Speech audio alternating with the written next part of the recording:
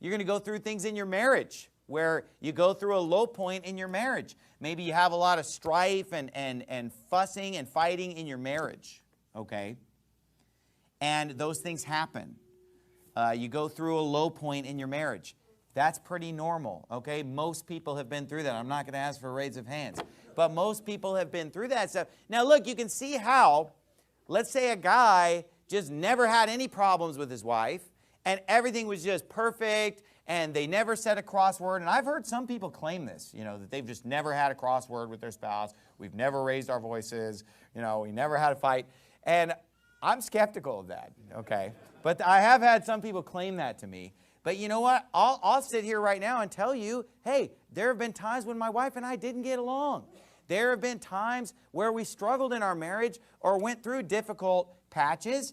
And because I've been through things like that, I can get up and say, hey, there's light at the end of the tunnel. Because after I went through times like that with my wife, there were times when things were great and where our marriage was better than ever. Our marriage was better than ever 10 years in, okay? Marriage can get better.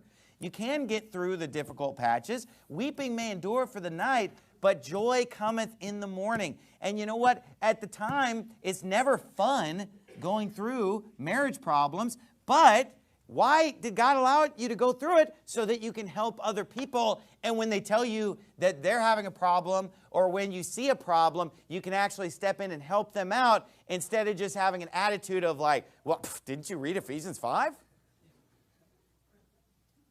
Husbands, love your wives. Just do it. Submit to your husband. Any questions? What's the problem here? Because, folks, it's not always that easy. Because we're sinners. You're a sinner. Your spouse is a sinner. Okay, there are going to be problems and difficulties. So you say, why is God doing this to me? Why is he doing this and allowing me to physically suffer? And he allowed me to end up going to the hospital, or he allowed my finances to crash and burn. Why is he allowing me to have these marriage problems, or problems in this area of life, problems in that area of life?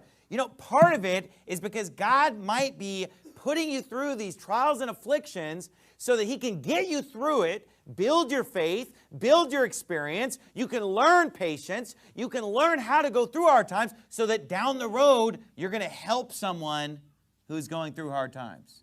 But if you had been so sheltered and lived in this perfect bubble and you've never experienced those things, you're not going to be able to help people as much. And that's what Paul's saying. Paul's saying that he went through hard things so that he could help other people.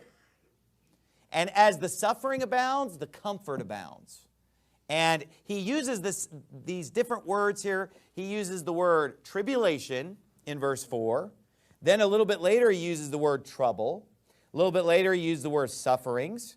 And then a little bit later, he uses the word afflicted. Okay? So we're talking about troubles, tribulations, afflictions, and suffering.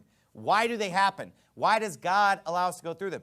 To make us a better person, to strengthen our faith, to give us experience that we can use to help other people when they're going through those things so that we can empathize with them.